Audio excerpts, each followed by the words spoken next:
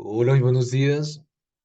Soy Haider Cruz y hoy vamos a hablar acerca de los principales motivos de consulta y algunas partes de los antecedentes y datos de importancia cuando hablamos del sistema respiratorio. Entonces, en una anterior ocasión, nosotros desarrollamos el examen físico completo del sistema respiratorio, pero recordemos que en la anamnesis podemos obtener casi el 80% del diagnóstico clínico. Entonces, esa es la importancia de desarrollar esta tutoría.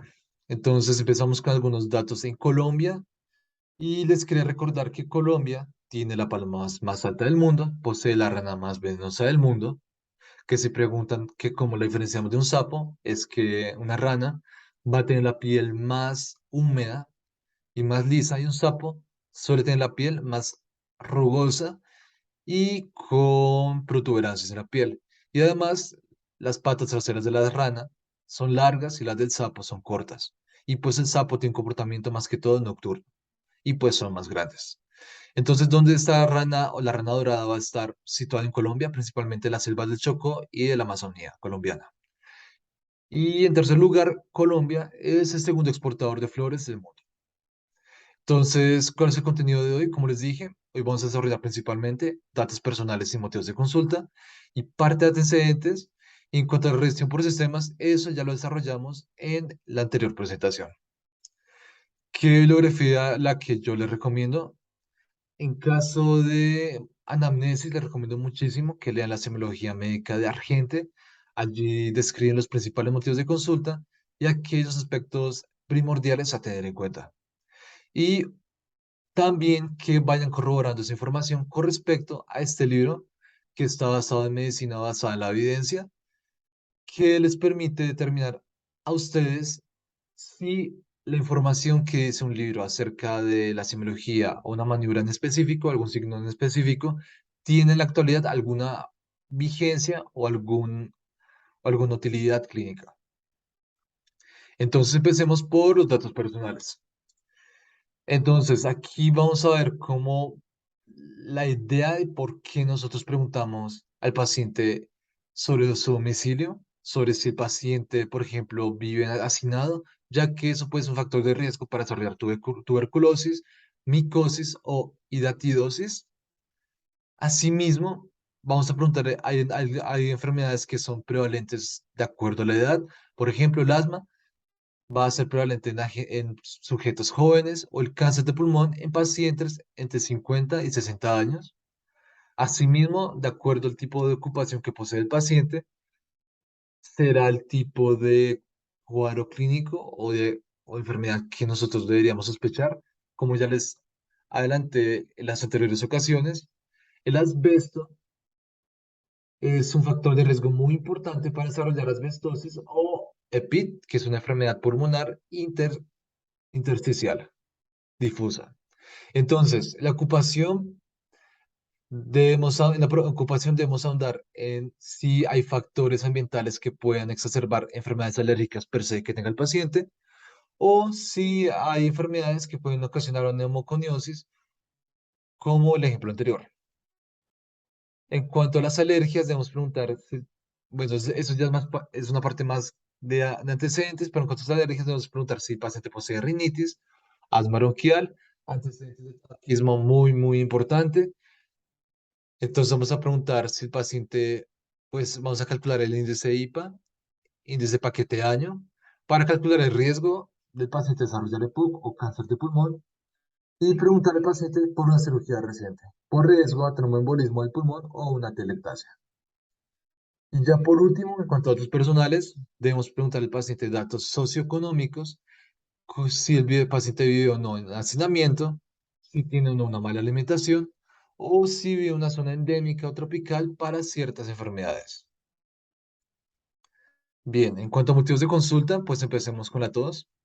La tos vamos a definirla como aquella contracción espasmódica y repentina de los músculos respiratorios, generalmente con el objetivo de eliminar alguna suciedad o alguna sustancia del tracto respiratorio. Entonces, ¿qué tipos de tos podemos tener? Podemos tener tos desde a partir de enfermedades de la vía aérea, como rinitis o pólipos nasales, hasta tos producida como evento adverso en fármacos, como lo puede ser los inhibidores de la enzima convertidora de angiotensina, entre otros. Algunos datos muy importantes para ir desarrollando el diagnóstico en el paciente es preguntarle al paciente por el momento de presentación. Si nos dice que el momento de presentación es por la noche, podemos ir asociándolo a una tos cardíaca o un reflujo gastroesofágico, o si es durante el ejercicio, por un asma, puede ser un asma inducido. Y si esta tos acompaña de otros signos, síntomas como sibilancias, pensemos principalmente en una broncoconstricción por asma o una compresión extrínseca o tumores endotraqueales. Si se acompaña la tos de hemoptisis, pensemos en lo peor, en un carcinoma broncógeno, tuberculosis o tromboembolismo pulmonar. Y si el paciente posee tos y broncorrea o vómica, deberíamos pensar en bronquiectasias o un absceso pulmonar.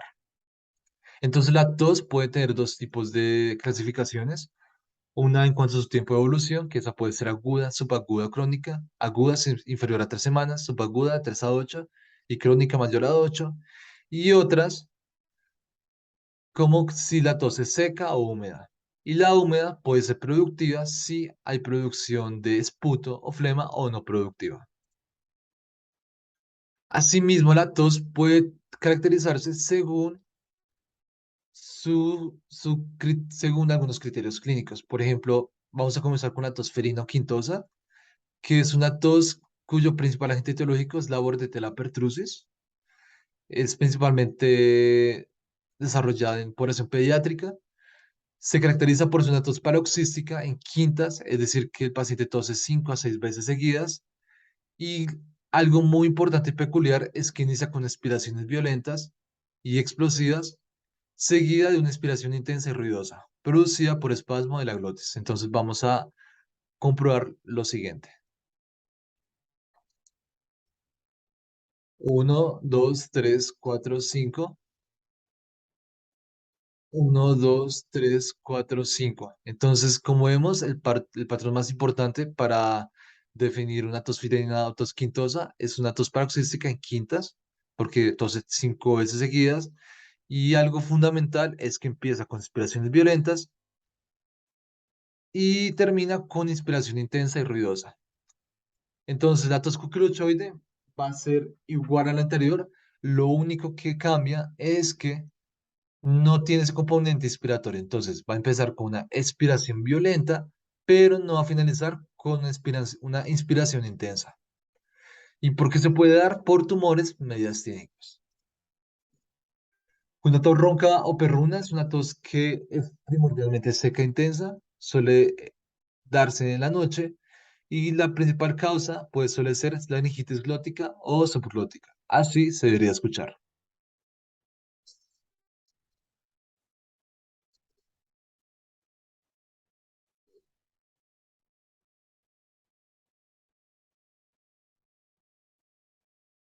Bien, entonces así es como se escucharía esa tos ronca o perruna.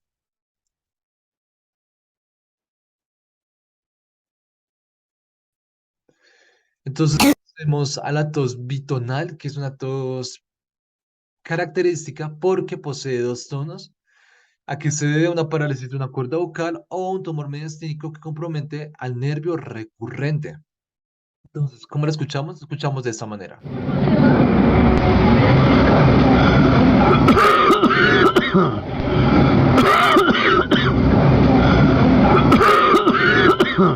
Entonces, como podemos escuchar, hay un cambio de tono. Entonces, la primera tos a las otras a las siguientes no son iguales en tonalidades y eso es lo que caracteriza una tos bitonal. Si escuchamos esta tos bitonal, pues pensemos en una parálisis de una cuerda vocal. Y por último, una tos emetizante, es decir, una tos en la cual se puede acompañar de emesis o vómito y se escucharía así.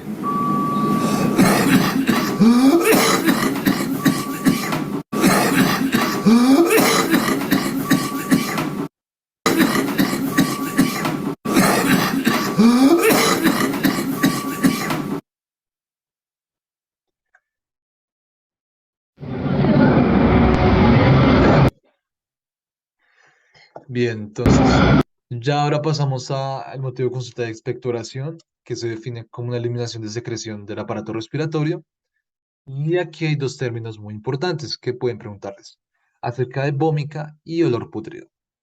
Entonces, vamos a decir que un paciente posee vómica cuando tiene una expulsión brusca y masiva de pus con sangre de abscesos pulmonares. ¿Cuál es el número mágico aquí? Que tiene que ser mayor a 300 mililitros para considerarse vómica. Y si el paciente tiene un olor pútrido, esto nos sugiere un olor pútrido pues de la cavidad bucal. Eso nos sugiere una infección por anaerobios o microorganismos que no requieren de oxígeno para sobrevivir. Entonces, van a haber diferentes tipos de,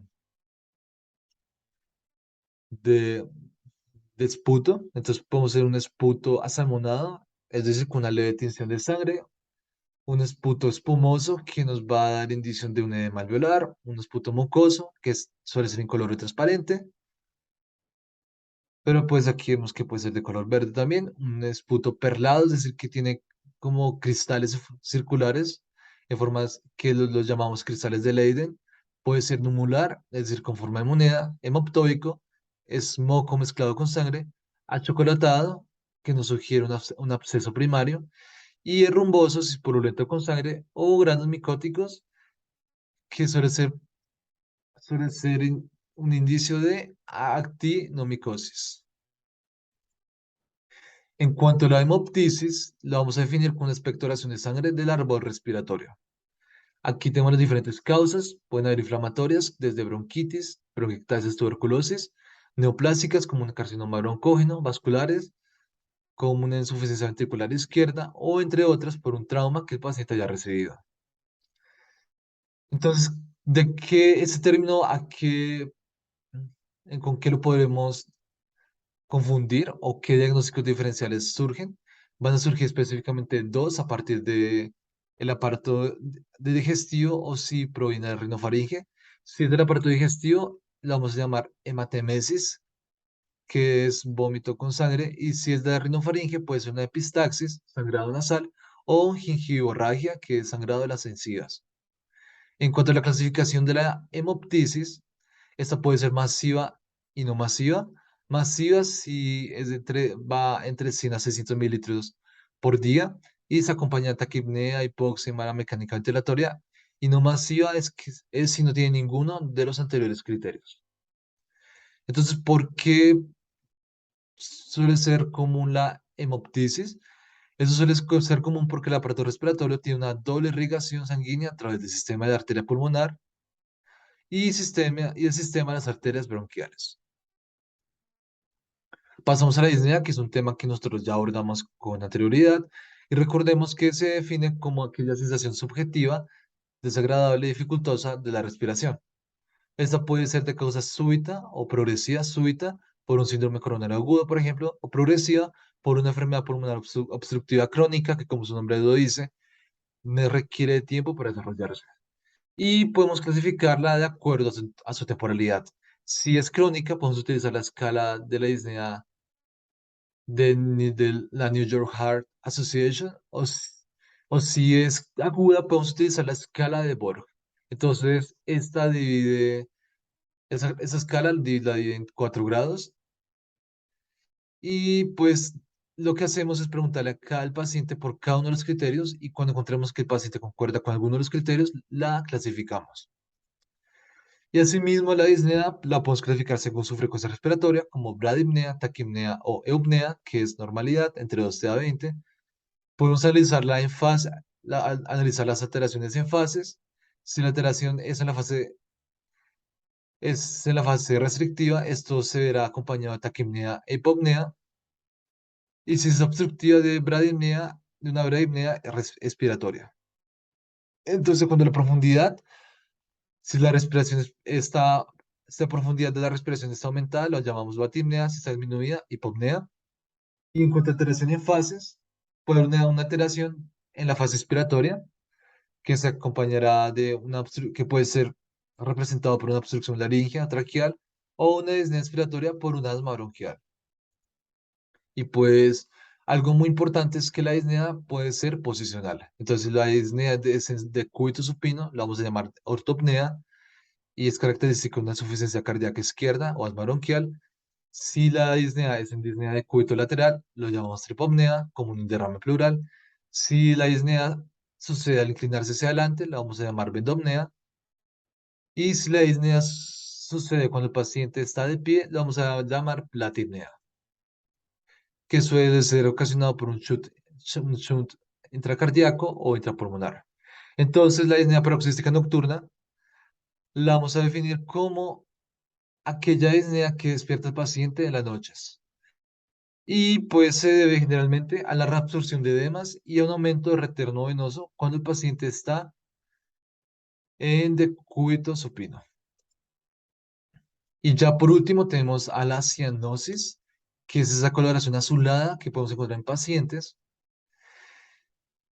Y esa coloración azulada la vamos a encontrar tanto en la piel y en las mucosas cuando la hemoglobina está reducida, supera los 5 gramos por decilitros de la sangre capilar. Entonces, en cuanto a las causas, pueden ser de origen central, periférica o mixta. Mixta es decir, que tiene ambas. Y la central se debe principalmente a una saturación arterial y la periférica va a poseer una saturación arterial normal. Entonces, ¿cómo lo vamos a clasificar? Lo podemos clasificar de acuerdo a su localización y mecanismo de producción. Localización es si es generalizada o localizada, generalizada, si la encontramos en lóbulo, las orejas, nariz, labios, o localizada si la encontramos solamente en alguna de estas regiones. Y en cuanto a mecanismos de producción, puede ser central, es decir, que la encontramos en los labios, primordialmente o periférica, lo podemos encontrar en los dedos del paciente. Entonces aquí encontramos una sinapsis central que como vemos tiene los labios del neonato lo tiene color azul y la periférica podemos encontrarla aquí como tiene los dedos con coloración azuleja.